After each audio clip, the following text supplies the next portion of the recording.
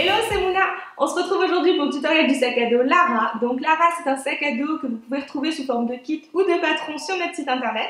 Je vous mettrai le lien direct en barre d'infos de la vidéo. Il faut compter environ 5-6 heures pour réaliser ce sac, ce qui est assez long. Du coup, nécessairement, la vidéo sera longue aussi. Mais comme à chaque fois, je vous redécoupe la vidéo en différentes parties en barre d'infos avec le nombre de minutes auxquelles il faut aller pour voir seulement les parties qui vous intéressent. Et enfin, dernière chose, n'hésitez pas à nous rejoindre sur les réseaux sociaux puisqu'on vous poste des variations des différents patrons et tutos qu'on vous propose ici sur cette chaîne. Du coup, voilà, ça fait des inspirations.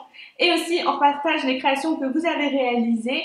Et voilà, c'est sympa, c'est convivial et aussi ça vous donne encore plus d'idées pour vos futures créations. Sur ce, trêve de bavardage, on attaque le tutoriel.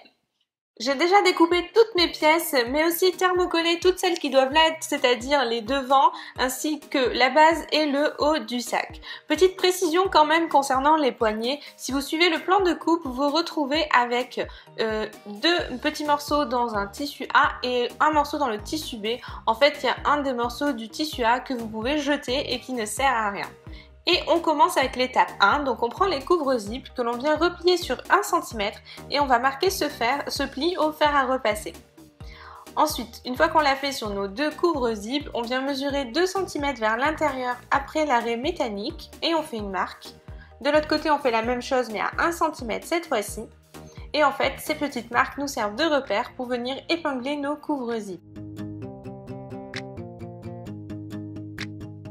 Ensuite, on coud nos couvre-zip à la machine à peu près 2 mm du bord sur le zip. Une fois que c'est fait, on retourne notre zip pour qu'il soit face à nous et qu'on ait une meilleure visibilité pour venir retirer les parties métalliques. Comme ça, vous êtes sûr par la suite de ne pas taper l'aiguille dessus et donc de ne pas la casser. Après ça, on vient recouper les couvre-zip dans la longueur afin qu'ils soient vraiment dans la continuité du zip.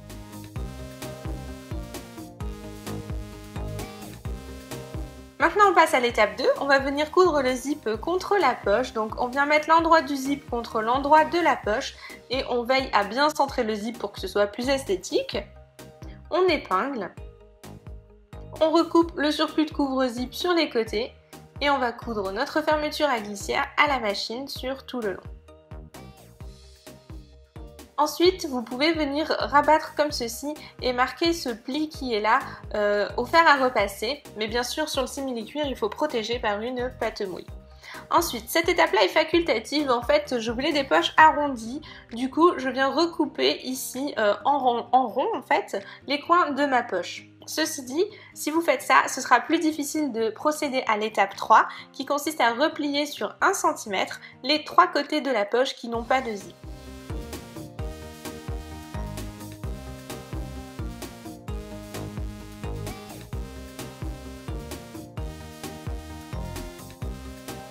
On pense bien à replier aussi les couvre-zip, c'est important pour que ce soit plus joli à la fin. Et on va venir épingler notre poche contre le devant du sac. Donc vous pouvez l'épingler ou bien au niveau d'écran, dans la continuité, ou bien jusqu'à 2 cm en dessous maximum si vous voulez créer un effet un petit peu décalé. Donc là je repère ma ligne, je pose mon zip contre ma ligne, j'épingle.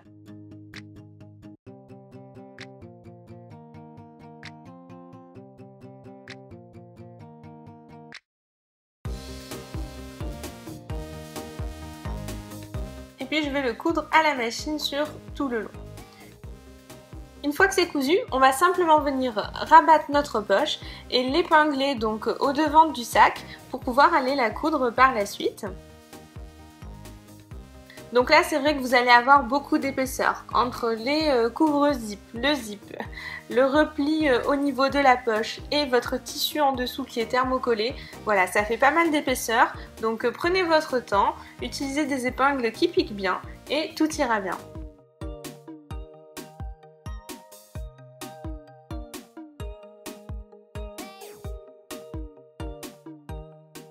Ensuite, on va réaliser une piqûre sur les 3 côtés qui sont ici.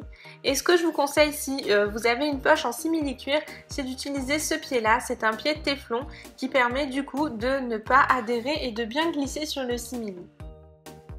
Maintenant, on passe à l'étape 4 qui est donc la couture de la casquette. Donc là, c'est très facile. On pose nos 2 morceaux de casquette endroit contre endroit. On épingle. On va coudre sur les 3 côtés qui sont ici. Ensuite, on recoupe le surplus de couture de moitié.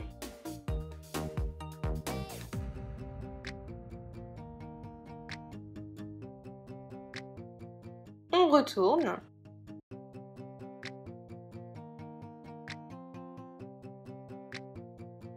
Et on va aller donner un coup de fer à repasser afin de bien marquer le pli qui est là et d'avoir une casquette bien nette et bien propre que l'on va laisser de côté pour passer à l'étape 5. Donc l'étape 5 consiste à créer en fait le haut du sac.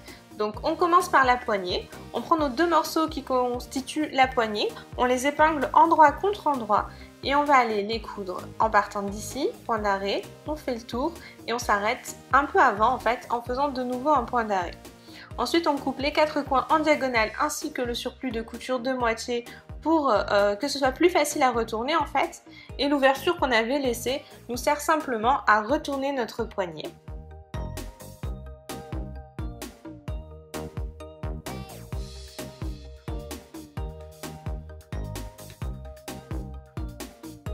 Une fois que c'est fait, on va venir rentrer ici les morceaux de tissu qui dépassent et on va les donner un coup de fer à repasser pour bien aplatir tout ça. Et puis, par une petite piqûre ou à la machine à 2 mm du bord ou plutôt à la main puisque ce sera plus joli, on va venir fermer cette ouverture. Ensuite, je prends le haut du sac, je viens le replier en deux et je marque deux petits crans au niveau des milieux. Après ça, je reprends mon patron, je le pose comme il faut sur ma pièce et en fait, je vais venir remarquer les repères qui servent à fixer la poignée. Donc, je vous le dis, ça peut vous servir. J'utilise ici un feutre effaçable donc sous la chaleur et bien que j'avais marqué ces repères-là tout à l'heure, quand je suis allée thermocoller, bien sûr, avec la chaleur, mes marques ont disparu. Donc, je vous préviens, puisque ça peut vous arriver à vous aussi, je pense. Donc ensuite on reprend notre poignée, on vient la fixer au niveau des repères que l'on a marqués. On fait ça bien sûr des deux côtés. Et on va aller coudre notre poignée par une couture bien solide en croix. Donc là vous commencez à avoir l'habitude, on coud un carré plus une diagonale. Ensuite on s'arrête et on recoud la dernière diagonale.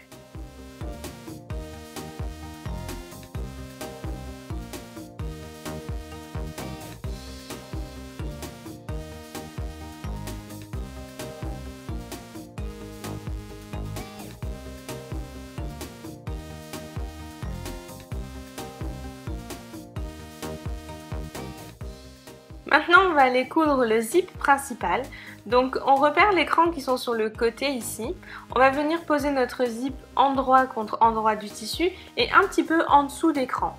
Et puis ensuite on va l'épingler sur tout le long de l'arrondi en fait, bien bord à bord, jusqu'à arriver en dessous de l'autre cran, celui qui est de l'autre côté. Ensuite, pour vous aider pour la suite, vous pouvez redessiner le cran qui est en dessous sur le zip. Ça vous servira de repère pour aller coudre. Donc on le fait sur les deux côtés. Et on va aller coudre d'un cran à l'autre en faisant des points d'arrêt bien solides au début et à la fin. Une fois que c'est fait, ça vous donne ça.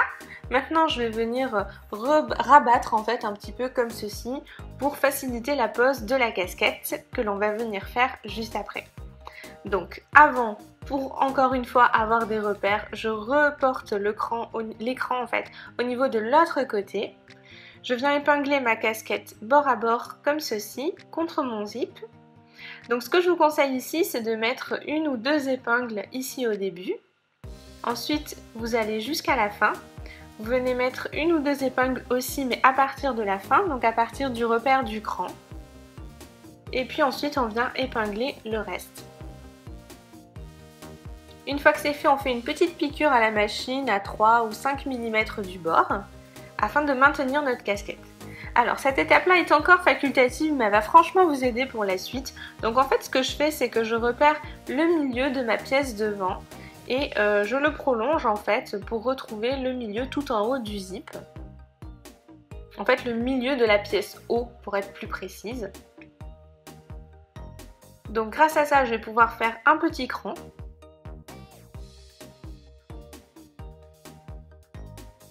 Et hop, je suis parée pour la suite. Donc je prends ma pièce haut sur laquelle il y avait déjà un cran et en fait je vais faire coïncider ces deux crans entre eux.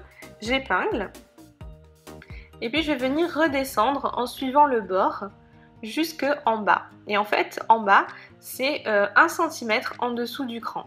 Donc si vous procédez ainsi, ça va se faire tout seul.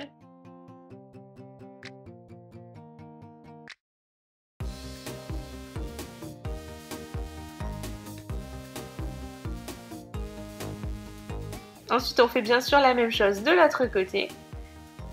Et on va aller coudre d'un bout à l'autre à la machine. Donc ce que je vous conseille ici, c'est de coudre en ayant le zip face à vous. Personnellement, je trouve que c'est plus simple et qu'on a moins peur de taper contre les dents du zip.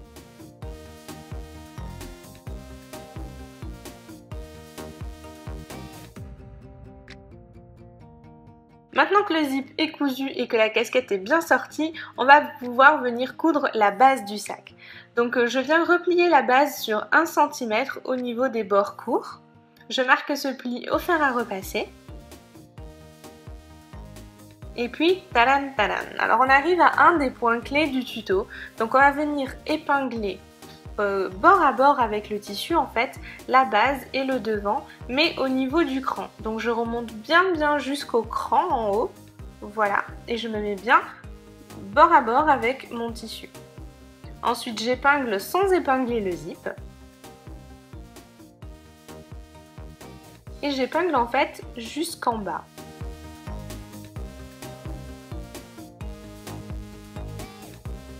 Là, par cette petite ligne rose, je matérialise en fait le tissu qui est caché en dessous. Et ce que je vais faire, c'est que je vais coudre à partir de tout en haut, à 1 cm du bord. Et je vais venir m'arrêter 1 cm avant le bord du tissu.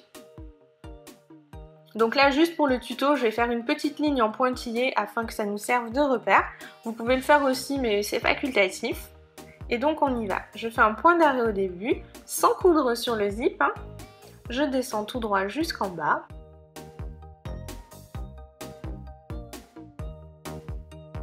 Et en fait, là en bas, on va réaliser une technique qui s'appelle l'incrustation. Donc, l'idée c'est de coudre jusqu'à donc notre ligne en pointillé, je me répète. On plante l'aiguille dans le tissu quand on arrive à ce niveau-là.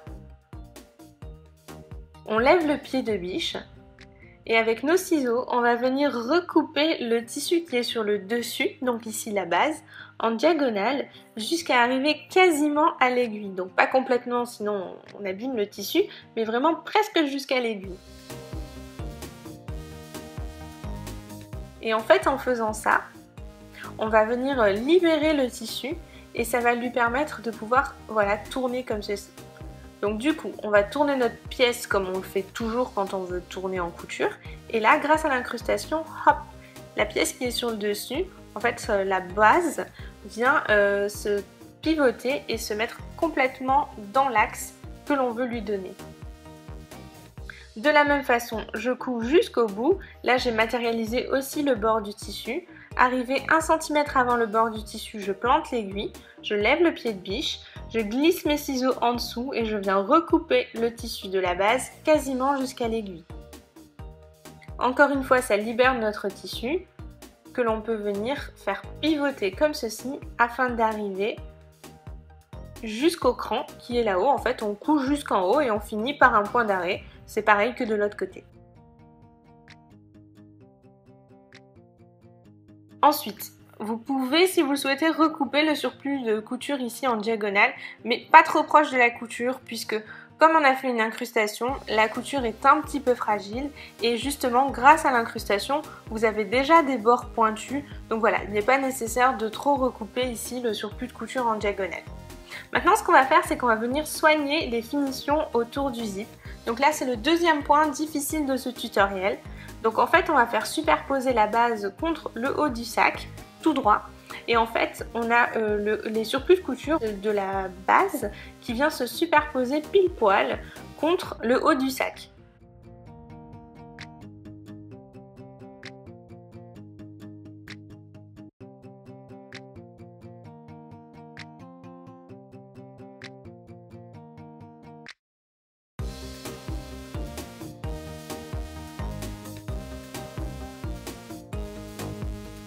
Et vous allez réaliser une piqûre à 2 mm du bord qui part d'ici, qui passe sur le zip et qui se termine là au bord. Donc ensuite on fait la même chose de l'autre côté. Je voudrais juste vous remontrer qu'on a bien le surplus de la base qui vient se superposer au haut du sac. Et ça vient bien dans la continuité comme ça du zip en passant devant la casquette. Donc de ce côté là c'est un petit peu plus difficile puisque le zip est ouvert, mais prenez votre temps et vous verrez, c'est carrément faisable.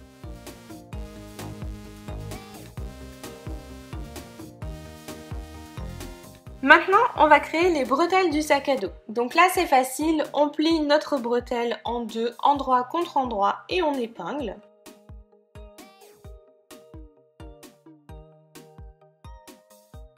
Ensuite, on vient coudre le long du petit côté.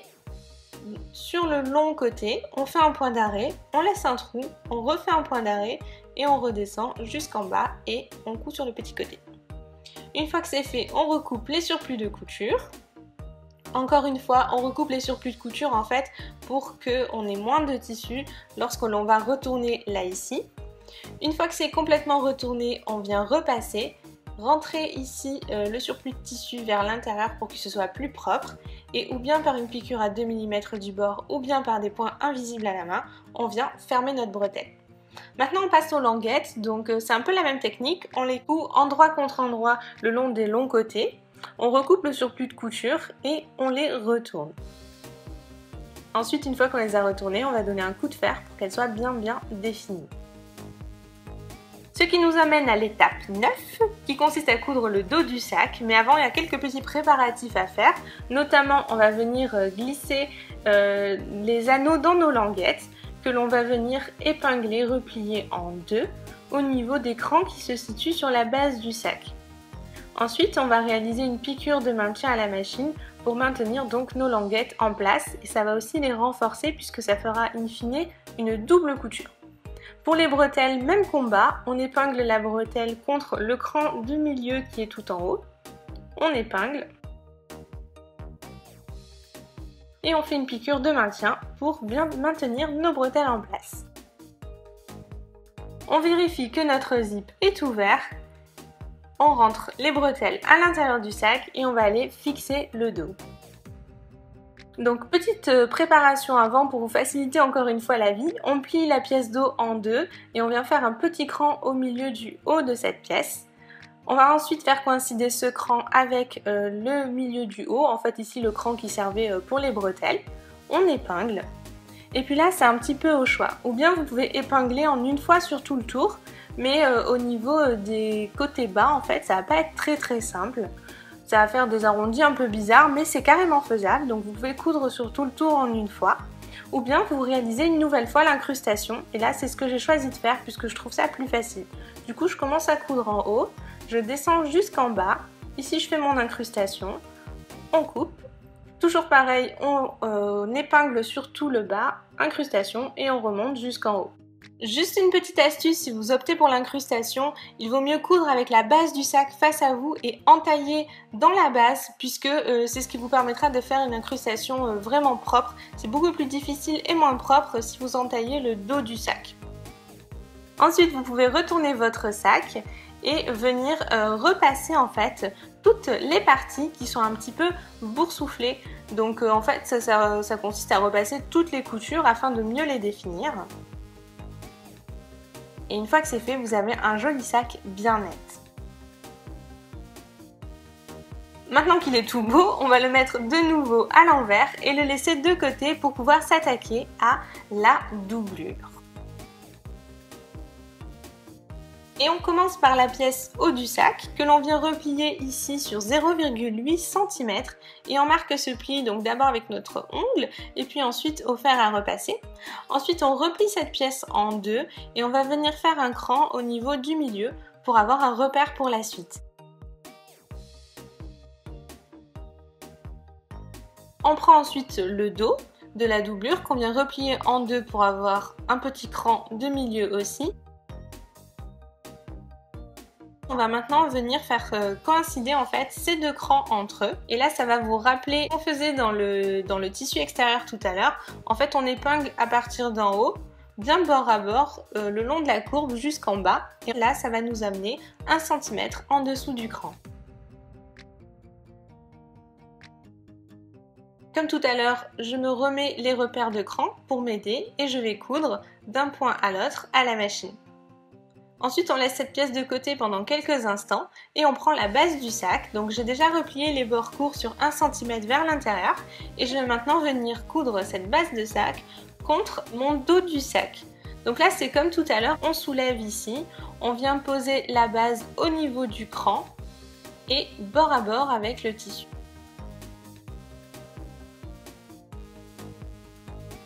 Ensuite, on épingle. Et c'est toujours la même histoire, on descend jusqu'en bas, on épingle, on va aller coudre en faisant une incrustation au niveau du coin, etc. etc. jusqu'à arriver ici en haut. Ensuite, pour les côtés ici, c'est beaucoup plus facile que tout à l'heure puisqu'on n'a pas les épaisseurs. On pose en fait le haut du sac ici contre la base du sac et on épingle. Et puis on réalise une petite piqûre à 2 mm du bord d'ici à là.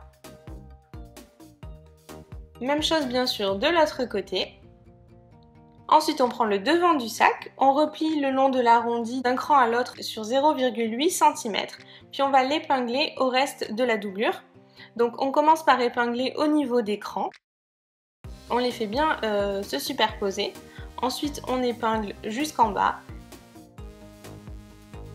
Et là, encore une fois, je crois que vous commencez à connaître la chanson. On descend jusqu'en bas, on coud 1 cm, on fait une incrustation, pareil au niveau du bas, et enfin, on continue jusqu'à l'autre côté et on finit ici en fait au niveau de l'autre cran. Une fois que c'est cousu, on retourne notre doublure et elle est prête à être intégrée dans le sac. Donc maintenant, on rentre notre sac dans notre doublure. Et on le met bien en place, on met bien en position les coins ainsi que les côtés au niveau du zip. C'est ce qu'il faut vraiment le plus soigner. Et on va venir recouvrir par la doublure la couture du zip. L'idée c'est qu'elle ne se voit plus, donc on met des épingles sur tout le tour. Et puis ensuite on ira coudre par des petits points visibles à la main ou bien des points de chaussons, faites un petit peu comme vous préférez, mais l'idée c'est qu'in fine ça fasse comme ceci, c'est-à-dire qu'on ne voit pas du tout de couture entre la doublure et le zip. Enfin on peut venir retourner.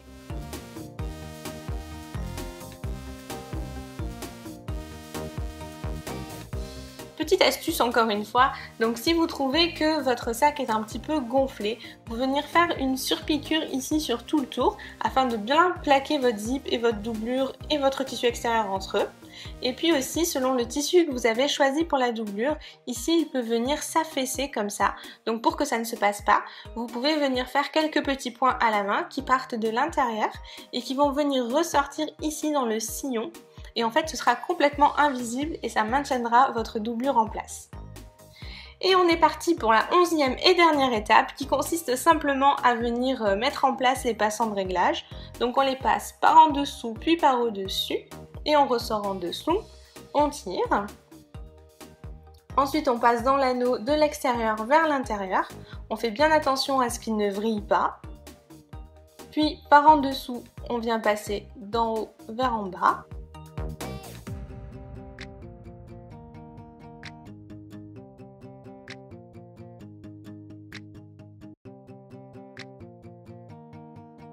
Et enfin, on va venir fixer ce petit morceau contre la bretelle qui est à l'arrière. Mais il faut la mettre le plus haut possible pour que vous ne gaspillez pas de la longueur de bretelle, mais aussi pour que ce soit le plus discret possible. Donc une fois que vous avez bien remonté ici, vous pouvez venir faire une petite piqûre au coin droit, hop, pour fixer tout ça. Et voilà, vous avez déjà terminé. J'espère vraiment que cette vidéo vous a plu, que ce tutoriel vous aidera à réaliser votre propre sac Lara. Et n'oubliez pas, n'hésitez pas à partager vos créations avec nous sur les réseaux sociaux. On vous embrasse et on vous dit à bientôt pour de nouvelles vidéos. Ciao!